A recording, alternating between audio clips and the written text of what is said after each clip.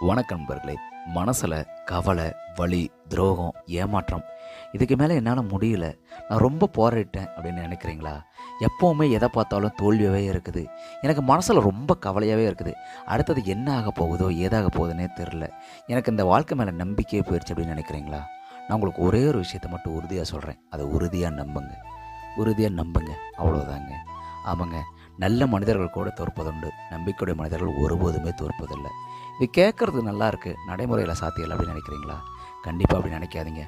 நம்பிக்கையோட முழு பலமே அதை முழுசாக நம்புறது தான். நம்புங்க.